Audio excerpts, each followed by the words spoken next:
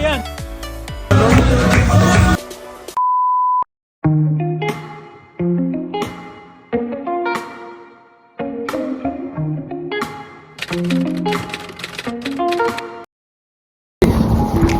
Itong bumagsak yung snow. So ngayon papunta tayo sa year-end party namin. Hindi magandang panahon to na bumagsak yung snow. Kasi hindi ako naka winter boots. Oh my. Kasi hindi ako naka winter boots. So medyo kaya naman yung daan ngayon, pero sa sapatos ko. Pero kung patuloy na babagsak yung snow, I think mahihirapan ako. Ngayon nga ay year-end party ng aming store at pupunta ako yun doon. Pero hindi ko inakalang babagsak yung snow kasi sa forecast okay lang naman yung weather, pero nabigla ako. Hindi pa naman ako naka winter boots ngayon. Pero okay lang, sa tingin ko kaya naman kasi hindi pa gaanong makapal yung snow at kakayanin pa ng aking sapatos. Kakayanin to. Is ganda. Medyo okay naman yung daan ngayon, pero nabagsak pa lang yung snow. Kung makikita nyo ay napakaganda pa ng panahon dito. Meron pang araw, may sunset pa, halos hindi pa bumabagsak yung snow.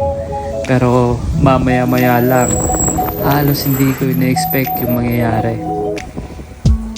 May mga pagkakataon talagang hindi mo maiiwasan na iba yung weather na nararamdaman mo compare sa forecast. Pero yun nga, kailangan lagi kang handa.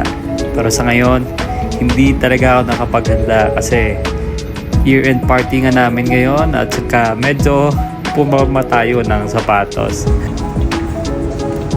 At eto na nga yung ating inaalala, nangyari na nga, bumagsak na nga yung snow at hindi ko talaga in-expect to. At wala akong choice kundi magpatuloy at pumunta sa year-end party dahil hindi na ako makakabalik dahil wala nang oras at malayo yung aking babalikan pag bumalik pa ako.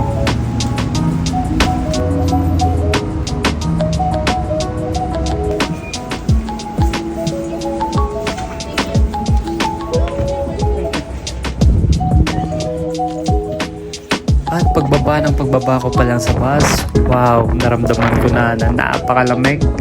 Kasi grabe yung hangin, napakalakas. Ito yung nagpapalamig talaga ng temperature. Kaya dapat always ready yung jacket mo, yung coat mo, or lahat ng pwedeng mong magamit para hindi ka masyadong ginawin.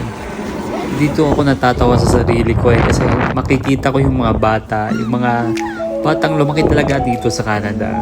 Ay talagang grabing tolerant sila sa ginaw Siyempre dito sila lumaki. Sanay na sanay yung katawan nila. Yung tipong ako yung giniginaw na talaga, nanginginig sila, ine-enjoy pa yung temperature At sa ngayon nagmamadali ako dito kasi unti-unti ko nang nararamdaman talaga yung sakit ng ginaw kasi hindi ako naka winter boots, napakalamig sa paa. At saka wala talaga akong inserts na mga extra sa loob kasi usually sumuot ako ng 3 to 4 layers sa loob para hindi ginawin. Pero sa ngayon wala talaga, halos isa lang yung suot ko sa loob at coat lang sa labas.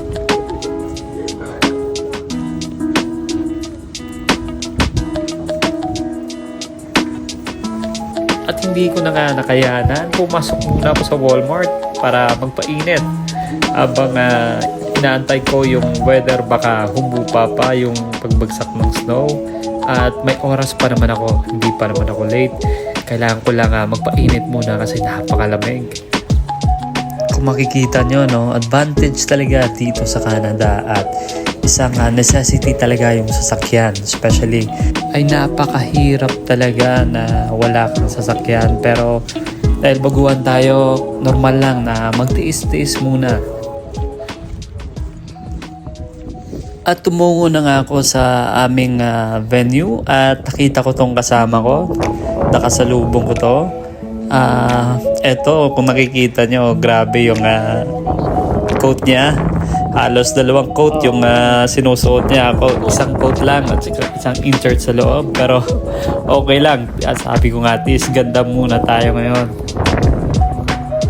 Minsan malalaman mong napakaginaw talaga kung makikita mo yung mga tao, yung kamay nila nasa loob na ng kanilang bulsa.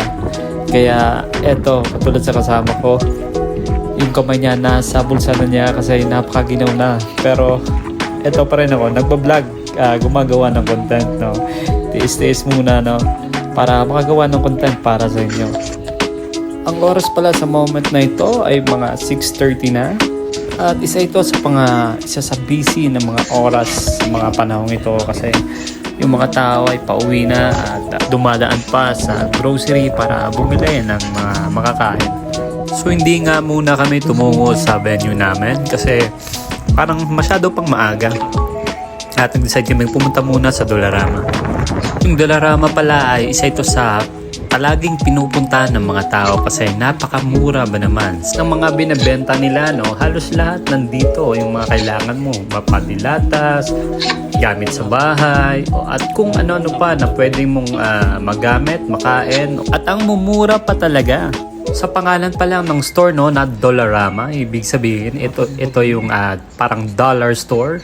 Nagsisimula sa $1 yung kanilang mga presyuhan dito.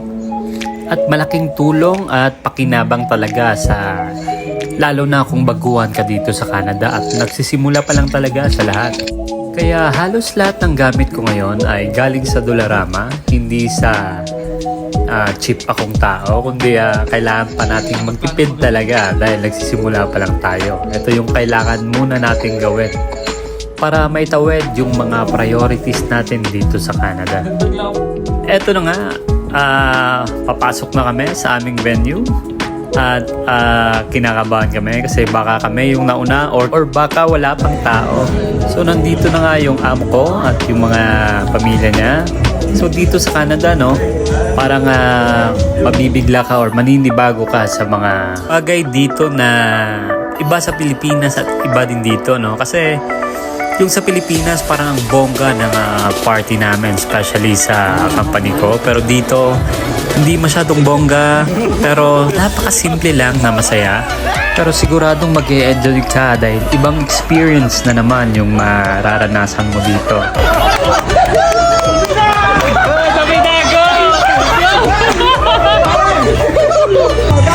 Isang simple pero napaka-memorable na araw para sa akin to kasi isang bagong experience, bagong environment at bagong pamilya na naman kasama ko sa bagong chapter ng aking buhay dito sa Canada.